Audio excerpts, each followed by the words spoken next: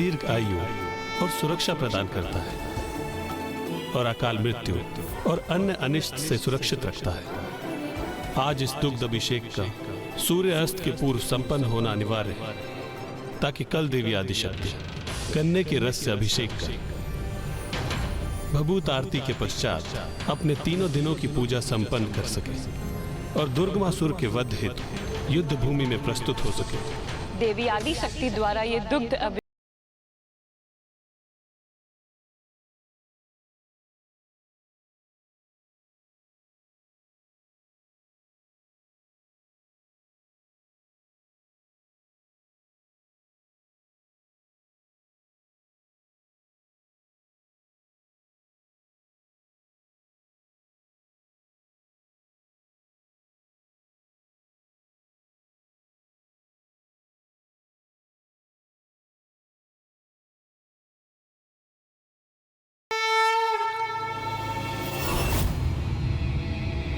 यहाँ सभी परस्पर युद्ध में व्यस्त रहेंगे और मैं सूर्यास्त होने से पूर्व देवी आदिशक्ति की पूजा को भंग कर ही रहूंगा।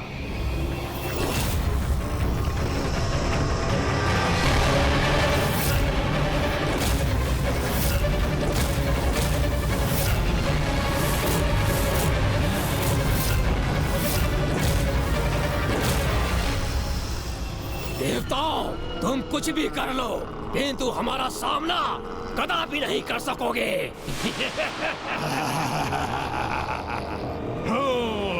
इनकी मृत्यु का भेद हमें ज्ञात हो चुका है। इसका आभास होने पर भी चिंता और भय के स्थान पर ये आत्मविश्वास से भरे दिखाई दे रहे हैं। इसका भला क्या कारण हो सकता है भैया?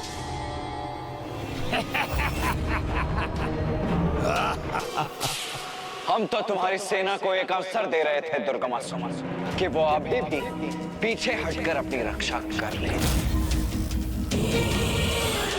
किंतु इन्हें देखकर तो ऐसा प्रतीत होता है कि तुम्हारी भांति ये भी अपने विनाश को आतुर हो रहे हैं। तो उचित है तो इनकी ये इच्छा भी पूर्ण किए ही देते हैं।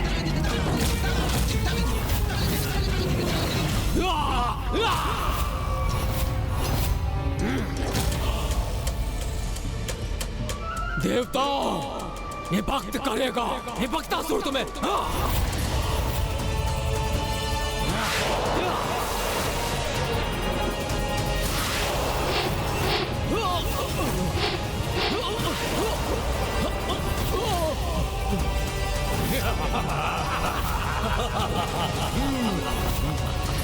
भक्तासुर का अंत तो तभी निश्चित होगा जब उसकी तंत्रिका तंत्र में जंग उत्पन्न हो जाएगी और उसके लिए हमें जल और वायु तत्व की आवश्यकता पड़ेगी। अर्थात ये कार्य हमें ही करना होगा वायुदेव। ये कार्य तो मैं सहर्ष करूंगा वरुणदेव।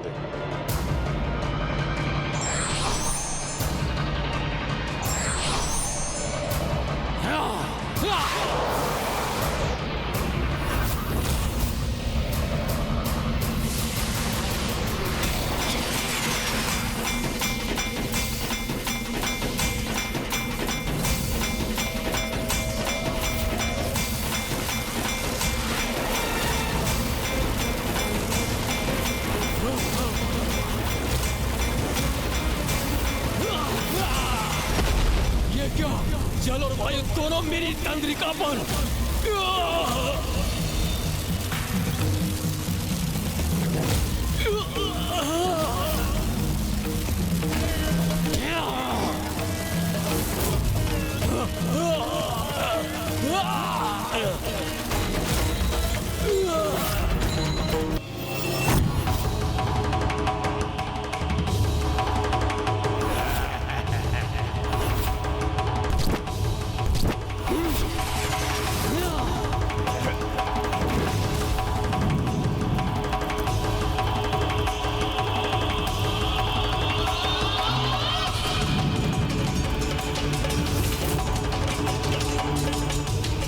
धन्यवाद अग्निदेव।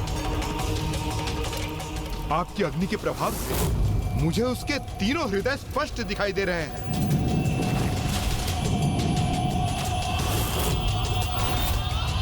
अपने अंतिम श्वास गिन लो। ये अस्त्र प्रहार मेरे लिए घातक सिद्ध हो सकता है। अब मैं कैसे करूं अपनी रक्षा?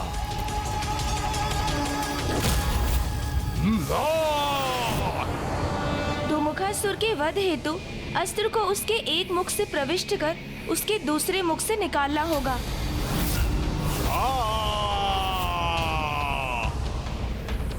संयम धर, उचित समय पर वार करूंगा इस पर मैं।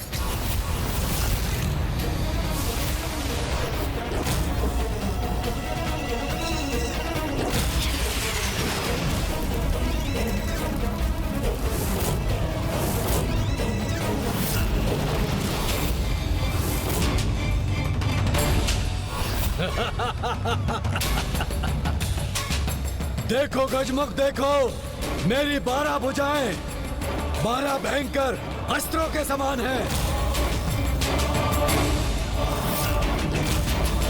गणासुर का वध तो तभी संभव है जब उसके 12 हाथ उससे विलग होंगे, और अब ये विलग होकर रहेगा।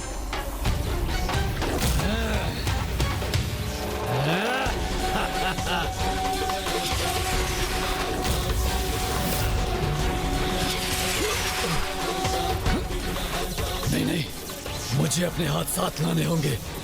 तुम्हारा वध मैं नहीं, माँ का खड़ग करेगा।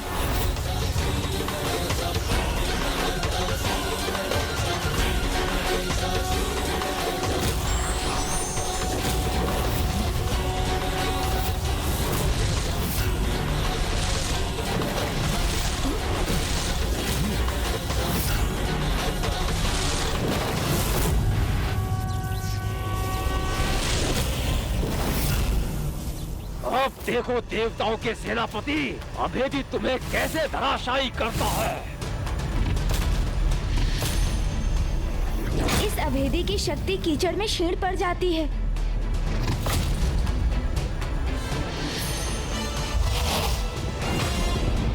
जय मां आदिशक्ति।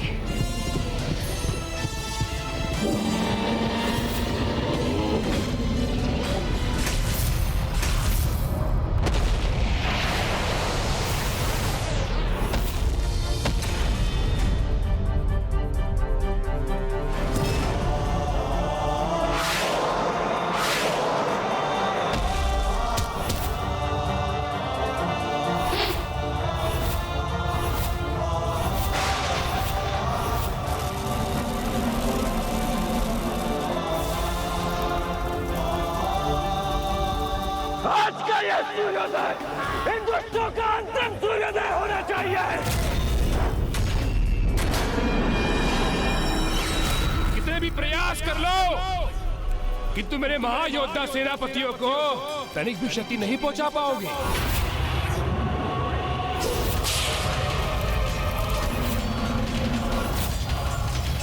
ये क्या? हमने तो इनके सभी महायोद्धाओं को पराजित कर दिया, फिर भी ये दुष्ट ऐसा क्यों कह रहा है? कहीं हमसे कोई चूक तो नहीं हो गई? किंतु क्या?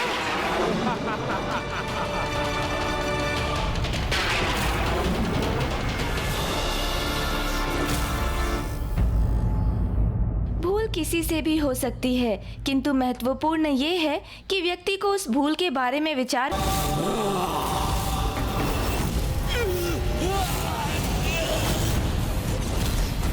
कितने भी प्रयास कर लो, किंतु मेरे महायोद्धा सेनापतियों को तनिक भी क्षति नहीं पहुंचा पाओगे। आज मात्र क्षति नहीं पहुंचाएंगे हम, अभी तो इन दुष्टों का अस्तित्व ही मिटा देंगे।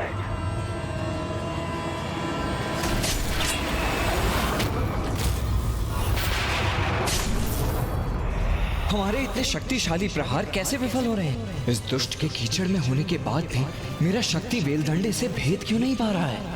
कहा था ना मैंने, मेरे महायोद्धाओं को कुछ नहीं कर पाओगे तुम।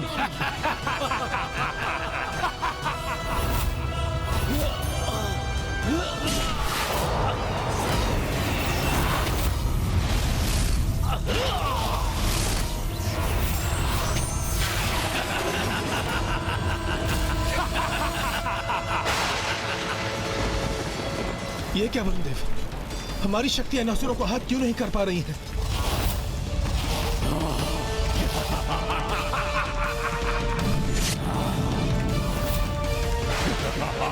ये क्या हो गया है हमारी शक्तियों को कुबेर देव? ये असुर अब तक सुरक्षित कैसे रह सकता है? वध क्यों नहीं हो पा रहा इसका?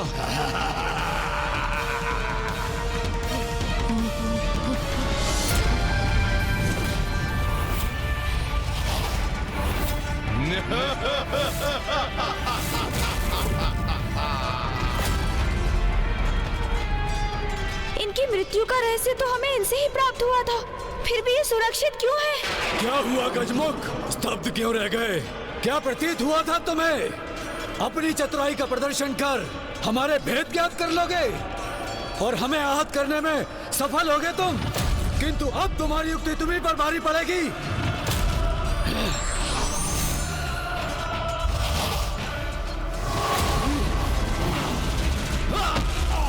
ये लो दुष्ट!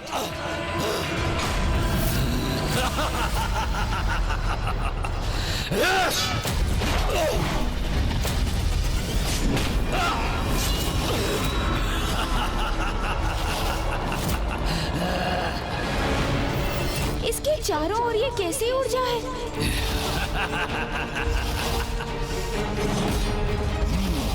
इन सभी के भी है।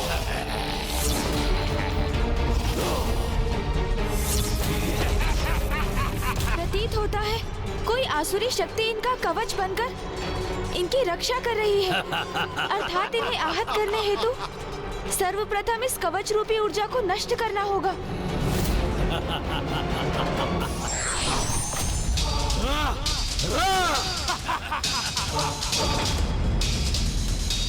हमें भ्रमित किया है इन दुष्टों ने।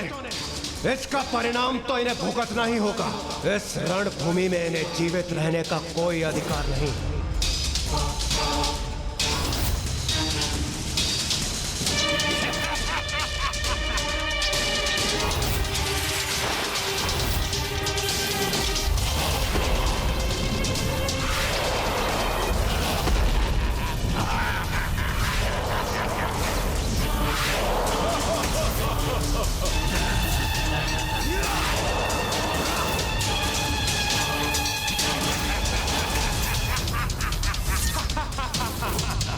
हमारे संयम का बहुत लाभ उठा चुके हो तुम दुष्टों। अब उसे भंग करने का परिणाम भी भुगतो। देवराज इंद्र को इतना उत्तेजित देखकर मुझे अपार संतुष्टि का आभास हो रहा है। अति आनंदित है ये दुर्गमासुर इस युद्ध को इस अवस्था में देखकर।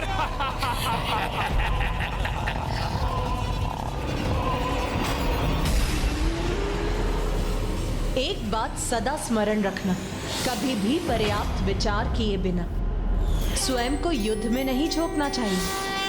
पूर्ण सोच विचार के उपरांत उचित योजना के साथ ही युद्ध करने से युद्ध में सफलता प्राप्त होती।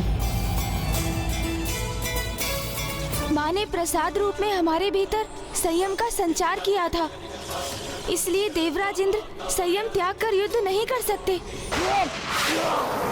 क्योंकि इस युद्ध में माँ की पूजा के प्रत्येक चरण का अवश्य कोई विशेष महत्व है। अपनी पूजा के माध्यम से वो परोक्ष रूप में निरंतर हमारा मार्गदर्शन कर रही है।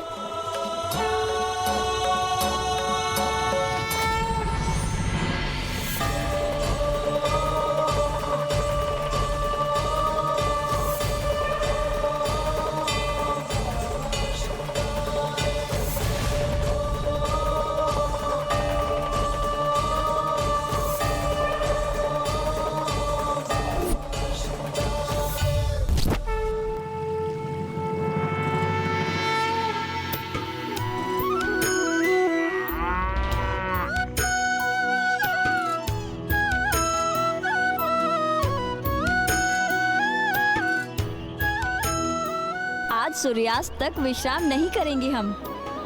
देवी आदिशक्ति द्वारा किए जाने वाले प्रभु के दुग्ध अभिषेक हेतु निरंतर दुग्ध प्रस्तुत करना हमारा परम कर्तव्य है।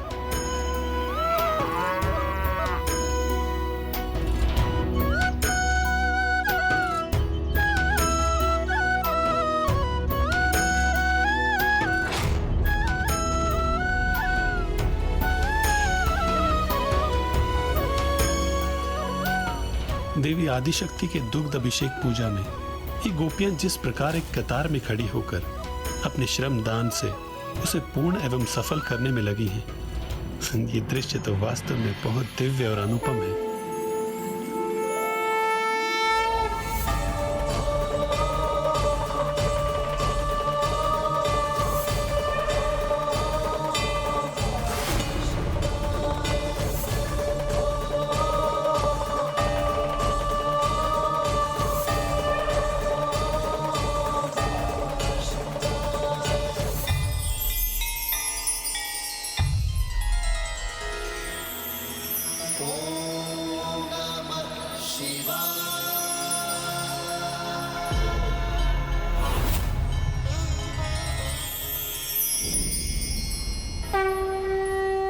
भक्त मनुष्य हो या भगवान, वो अपने आराध्य को जो भी पूर्ण भक्ति भाव से अर्पित करता है वो उन तक पहुंच ही जाता है। उसके लिए उसे किसी माध्यम की आवश्यकता नहीं। किंतु जिन्हें इस भक्ति की शक्ति का अनुमान नहीं होता वो ही इस भक्ति को भंग करने का स्वप्न रखते हैं।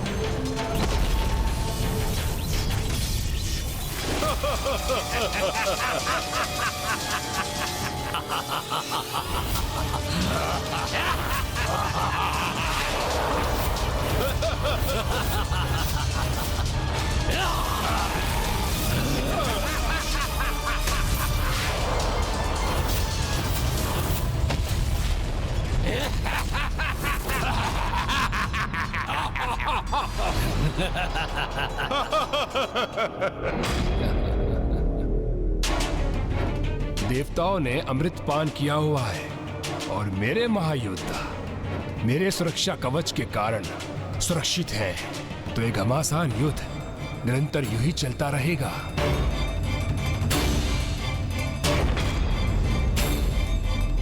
इसलिए अब मेरे द्वारा देवी आदि शक्ति की पूजा में व्यवधान उत्पन्न करने का सर्वथा उचित अवसर है।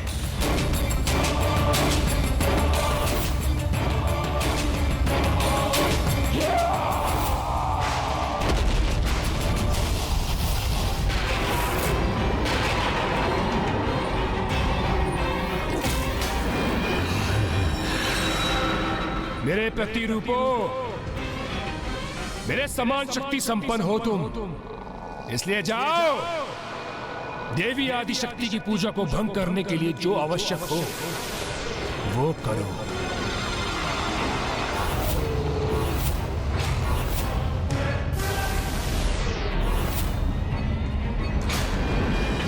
बस एक भटकाव उत्पन्न करने की आवश्यकता है जो मेरे सेनापति करेंगे।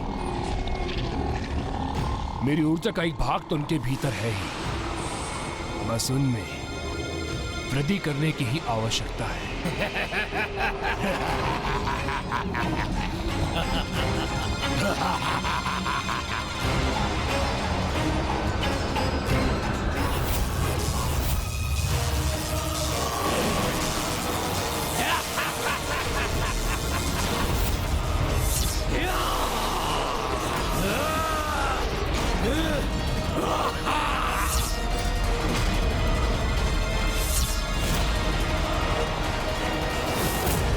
माँ के आशीर्वाद से प्राप्त संयम को त्याग कर हम युद्ध नहीं कर सकते देवराजेंद्र।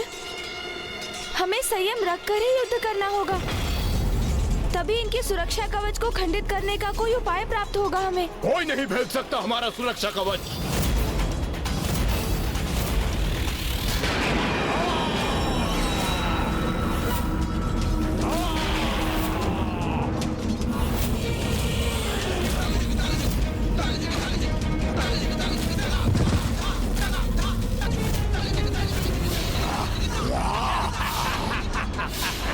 हमें अपनी सेना के समक्ष क्रमबद्ध होकर इन असुरों से उसकी सुरक्षा करनी होगी।